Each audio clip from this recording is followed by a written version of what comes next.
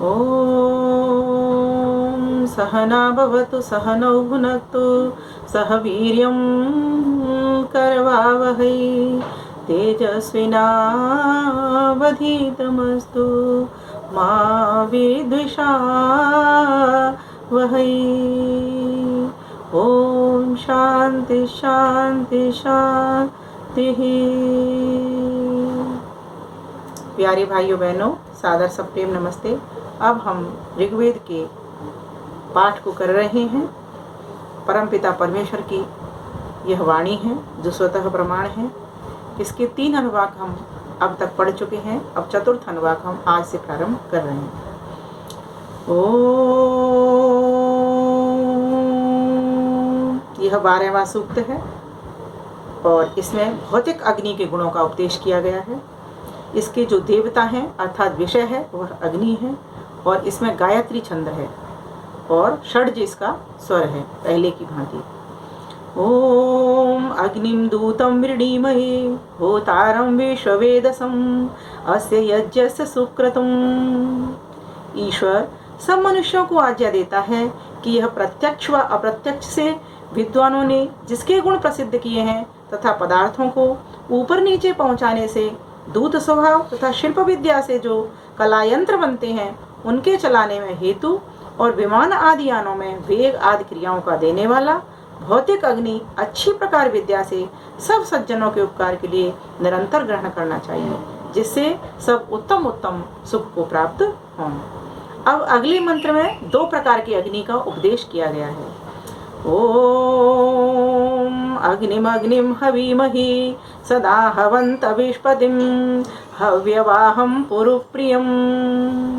इस मंत्र में लुप्तोपमा अलंकार है और पिछले मंत्र से वृणीमहे इस पद की अनुवृत्ति आती है।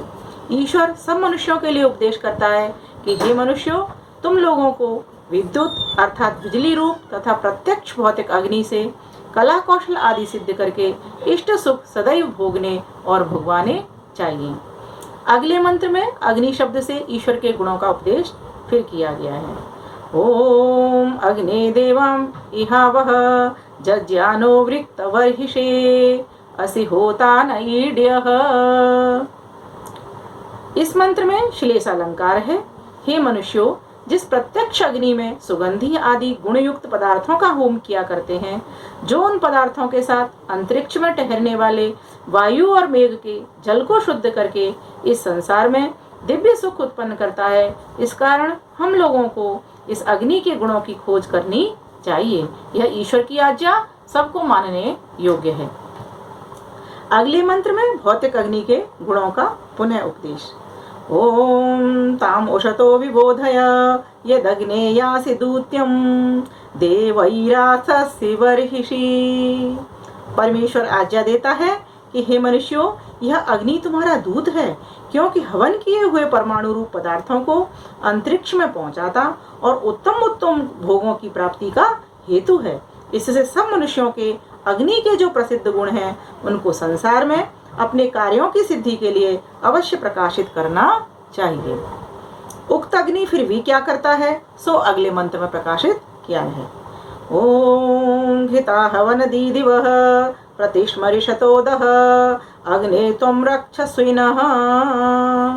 जो अग्नि इस प्रकार सुगंधी आदि गुण वाले पदार्थों से संयुक्त होकर सब दुर्गंध आदि दोषों को निवारण करके सबके लिए सुखदायक होता है, वह अच्छे प्रकार काम में लाना चाहिए। ईश्वर का ये वचन सब मनुष्यों को मानना उचित है। वह अग्नि कैसे प्रकाशित होता और किस प्रकार का है सो अगले मंत्र में प्रकाशित किया गया है। ओम अग्नेनाग्निः समिद्यते कविर्ग्रह पतिर्युवा हव्यवाड जुहयस्य। जो यह सब पदार्थों में मिला हुआ विद्युत रूप अग्नि कहता है, उसी से प्रत्यक्ष यह सूर्यलोक और भौतिक अग्नि प्रकाशित होते हैं और फिर जिसमें छिपे हुए विद्युत रूप होके रहते हैं। जो इनके गुण और विद्या को ग्रहण करके मनुष्य लोग उपकार करें तो उनसे अनेक व्यवहार सिद्ध होकर उनको अत्यंत आनंद की प्राप्ति होती है। यह जगदीश्वर का वचन है। अगले मंत्र में अग्नि शब्द से ईश्वर का उपदेश किया गया है। ओम कविमग्निमुपस्तुहि सत्य धर्माण मध्वरे देवमीव चातनम। इस मंत्र में श्लेषालंकार है। मनुष्यों को सत्य विद्या से धर्म की प्राप्ति तथा शिल्प विद्या की सिद्धि के लिए ईश्वर और भौतिक अग्नि के गुण अलग अलग प्रकाशित करने चाहिए, जिससे प्राणियों को रोग आदि के विनाश पूर्वक सब सुखों की प्राप्ति यथावत हो। फिर भी अगले मंत्र में ईश्वर का उपदेश किया है। ओम यस्त्वामग्ने हविष्पतिः दूतं देव सपर्यति तस्य स्म प्राविता भव। इस मंत्र में श्लेषालंकार है। दूत शब्द का अर्थ दो पक्ष में समझना चाहिए, अर्थात एक इस प्रकार से कि सब मनुष्यों में ज्ञान का पहुंचाना ईश्वर पक्ष तथा एक से दूसरे देश में पदार्थों का पहुंचाना भौतिक पक्ष में ग्रहण किया गया है।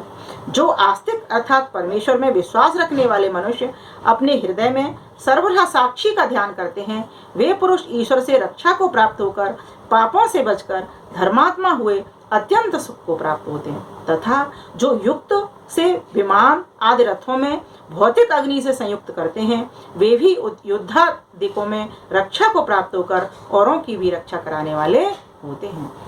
एक शब्द से दो अर्थों का ग्रहण हो रहा है। यहाँ पर एक शब्द ते होत है बहु अर्थन को ज्ञान, श्लेषता सो कहते हैं भूषण सकल सुजान। श्लेष अलंकार का अर्थ यह शब्द एक है अग्नि, लेकिन दो पदार्थों का ज्ञान हो रहा है, ईश्वर का भी हो रहा है और भौतिक अग्नि का भी हो रहा है। यह हमको समझना चाहिए। जहाँ जहाँ पर श्लेष अलंकार आए उसको इस तरह से ग्रहण करना चाहिए। एक शब्द अनेक अर्थों को खोलने वाला होता है। ओम यो अग्निम दीव भीतये हविष्माम आविवासति तस्मै पावक मृडय। इस मंत्र में श्लेष अलंकार है। जो मनुष्य अपने सत्यभाव कर्म और विज्ञान से परमेश्वर का सेवन करते हैं, वे दिव्य गुण पवित्र कर्म और उत्तम उत्तम सुखों को प्राप्त होते हैं, तथा जिससे यह दिव्य गुणों का प्रकाश करने वाला अग्नि रचा है, उस अग्नि से मनुष्यों को उत्तम उत्तम उपकार लेने चाहिए। इस प्रकार ईश्वर का उपदेश है। ओम सनः पावक दीदिवो अग्ने देवाम इहावह उपयज्यम हविश्चनः। इस मंत्र में श्लेष अलंकार है। जिस प्राणी को किसी पदार्थ की इच्छा उत्पन्न हो, वह अपनी काम सिद्धि के लिए परमेश्वर की प्रार्थना और पुरुषार्थ करे। जैसे इस वेद में जगदीश्वर के गुण स्वभाव तथा अन्यों में प्रतिपादित किए हुए दृष्टिगोचर होते हैं, वैसे मनुष्यों को उनके अनुकूल कर्म के अनुष्ठान से अग्नि आदि पदार्थों को गुणों को ग्रहण करके अनेक प्रकार की व्यवहार की सिद्धि करनी चाहिए। ओम सनस्तवान आभर गायत्रेण नवीयसा रईं वीरवती मिषम। इस मंत्र में श्लेष अलंकार है तथा पहले मंत्र में चकार की अनुवृत्ति की है। हर एक मनुष्य को वेद आदि के नवीन नवीन अध्ययन से वेद की उच्चारण क्रिया प्राप्त होती है। इस कारण नवीयसा इस पाद का उच्चारण किया है। जिस धर्मात्मा मनुष्यों ने यथावत शब्दार्थ पूर्वक वेद के पढ़ने और वेदोक्त कर्मों के अनुष्ठान से जगदीश्वर को प्रसन्न किया है, उन मनुष्यों की वह उत्तम उत्तम विद्या आदि धन तथा शूरता आदि गुणों को उत्पन्न करने वाली श्रेष्ठ कामना को देता है। क्योंकि जो वेद के पढ़ने और परमेश्वर के सेवन से युक्त मनुष्य हैं, वे अनेक सुखों का प्रकाश करते हैं। ओम अग्ने शुक्रेण शोचिषा विश्वाभिर्देवहूतिभिः इमं स्तोमं जुषस्वनः। इस मंत्र में श्लेष अलंकार है। दिव्य विद्याओं के प्रकाश होने से देव शब्द से वेदों का ग्रहण किया गया है। जब मनुष्य लोग सत्य प्रेम के साथ में वेदवाणी से जगदीश्वर की स्तुति करते हैं, तब वह परमेश्वर उन मनुष्यों को विद्यादान से प्रसन्न करता है। वैसे ही यह भौतिक अग्नि भी विद्या से कला कौशल में युक्त किया हुआ ईंधन आदि पदार्थों में ठहरकर सब क्रियाकांड का सेवन करता है। इस 12वें सूक्त के अर्थ की अग्नि शब्द के अर्थ के योग से 11वें सूक्त के अर्थ के साथ में संगति समझनी चाहिए। यह 12वां सूक्त और 23वां वर्ग यहाँ समाप्त हुआ। अब 13वें सूक्त के अर्थ का प्रारंभ करते हैं। इसके प्रथम मंत्र में परमेश्वर के गुणों का उपदेश है और इसमें भी गायत्री छंद है और षड्जी स्वर है, और इसका जो देवता है विषय है वह त्वष्टा वनस्पति है, स्वाहा कृतयश्च है। यह इसी के देवता के बहुत बहुत सारे अग्नि के रूप हैं यहाँ पर।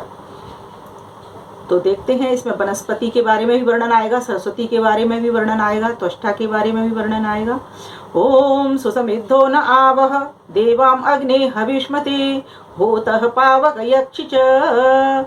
इस मंत्र में श्लेषालंकार है। जो मनुष्य बहुत प्रकार की सामग्री को ग्रहण करके विमान आदि यानों में सब पदार्थों को प्राप्त कराने वाले अग्नि को अच्छी प्रकार योजना करता है, उस मनुष्य के लिए वह अग्नि नाना प्रकार के सुखों की सिद्धि कराने वाला होता है। अगले मंत्र में शरीर आदि की रक्षा करने वाले भौतिक अग्नि के गुणों का वर्णन किया गया है। ओम मधुमंतम तनूनपाद यज्ञम देवेषु नः कवे अद्याकृणुः वीतये। जब अग्नि में सुगंध आदि पदार्थों का हवन होता है, तभी वह यज्ञ वायु आदि पदार्थों को शुद्ध तथा शरीर और औषधि आदि पदार्थों की रक्षा करके अनेक प्रकार के रसों को उत्पन्न करता है तथा उन शुद्ध पदार्थों के भोग से प्राणियों की विद्या, ज्ञान और बल की वृद्धि भी होती है। अब अगले मंत्र में मनुष्यों के प्रशंसा करने योग्य भौतिक अग्नि के गुणों का उपदेश किया गया है। ओम नराशंसमिः प्रियमस्मिन् यज्ञ उपवये मधुजिह्वं हविष्कृतम्। जो भौतिक अग्नि इस संसार में होम के निमित्त युक्ति से ग्रहण किया हुआ प्राणियों की प्रसन्नता कराने वाला है, उस अग्नि की 7 जीवें हैं। प्रसिद्ध मंत्र है और अग्नि की 7 जीवें कौन सी हैं इसमें बताया है। अर्थात काली, जो कि सफेद आदि रंग का प्रकाश करने वाली, कराली, सहने में कठिन, मनोजवा, मन के समान वेग वाली, सुलोहिता, जिसका उत्तम रक्त वर्ण है, सुधूम्रवर्णा, जिसका सुंदर धूमलासा वर्ण है, स्फुलिंगिनी, जिससे बहुत से चिन्हगे उठते हों तथा विश्वरूपी, जिसका सब रूप है। ये देवी अर्थात अतिशय करके प्रकाशमान और लेलायमाना प्रकाश से सब जगह जाने वाली 7 प्रकार की जिह्वा है, अर्थात सब पदार्थों को ग्रहण करने वाली होती है। इस उक्त 7 प्रकार की अग्नि की जीवों से सब पदार्थों में मनुष्यों को उपकार लेना चाहिए। यहाँ पर अग्नि के रूपों का वर्णन कर दिया कि अग्नि कितने प्रकार की होती है।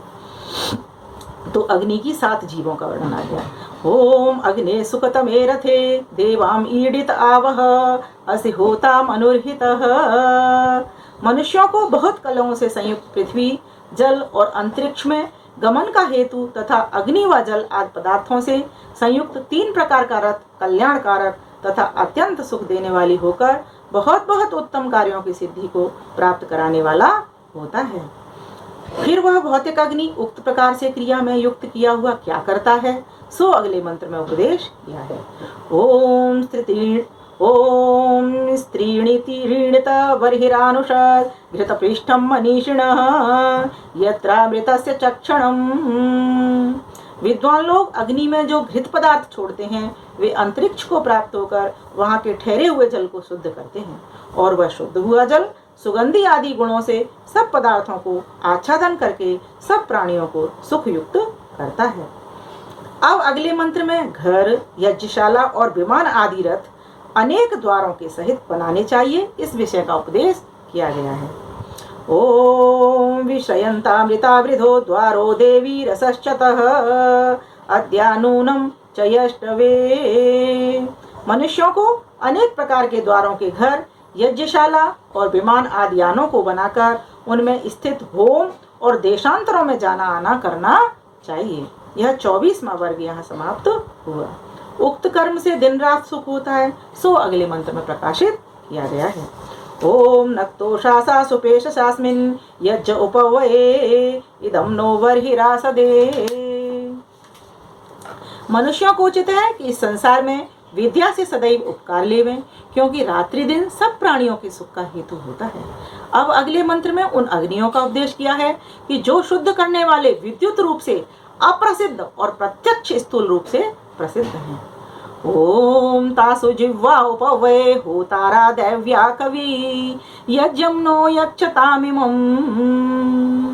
जैसे एक बिजली, वेग आदि अनेक गुणों वाला अग्नि है, इसी प्रकार प्रसिद्ध अग्नि भी है तथा ये दोनों सकल पदार्थों के देखने में और अच्छे प्रकार क्रियाओं में नियुक्त किए हुए शिल्प आदि अनेक कार्यों की सिद्धि के हेतु होते हैं। इसीलिए इन्हीं से मनुष्यों को सब उपकार लेना चाहिए। ओम इडा सरस्वती मही तिस्रो देवी मयो भुवः बर्हि सीदन्तो अस्रिदः। बहुत ही प्रसिद्ध मंत्र है। मनुष्यों को इड़ा, जो कि पठन पाठन की प्रेरणा देने हारी। सरस्वती, जो उपदेश रूप ज्ञान का प्रकाश करने हारी। और मही, जो सब प्रकार से प्रशंसा करने योग्य है। ये तीनों वाणी कुतर्क से खंडन करने योग्य नहीं है, तथा सब सुख के लिए तीनों प्रकार की वाणी सदैव स्वीकार करनी चाहिए, जिससे निश्चलता से अविद्या का नाश हो, विद्या का प्रकाश हो। फिर वहां क्या क्या करना चाहिए, इस विषय का उपदेश अगले मंत्र में किया। ओम यह त्वष्टारम अग्नियम विश्वरूपमुपवये अस्माकमस्तु केवलः। इस मंत्र में श्लेष अलंकार है। मनुष्यों को अनंत सुख देने वाले ईश्वर की ही उपासना करनी चाहिए, तथा जो यह भौतिक अग्नि सब पदार्थों का छेदन करने, सब रूप गुण और पदार्थों का प्रकाश करने, सबसे उत्तम और हम लोगों की शिल्प विद्या का अद्वितीय साधन है, इसका उपयोग शिल्प विद्या में यथावत करना चाहिए। वह अग्नि किससे प्रज्वलित हुआ, इन कार्यों को सिद्ध करता है, इसका उपदेश अगले मंत्र में किया है। ओम अवसृजा वनस्पते देवे देवेभ्यो हविः प्रदातुरस्तु चेतनम। मनुष्यों से पृथ्वी तथा सब पदार्थ जलमय युक्ति से क्रियाओं में युक्त किए हुए अग्नि से प्रदीप्त होकर रोगों की निर्मूलता से बुद्धि और बल को देने के कारण ज्ञान के बढ़ाने के हेतु होकर दिव्य गुणों का प्रकाश करते हैं। इस क्रिया कांड को मनुष्य लोग किस प्रकार से करें, सो उपदेश अगले मंत्र में किया गया है। ओम स्वाहा यज्ञं कृणोतनेन्द्राय यज्वनो गृहे तत्र देवाम उपवये।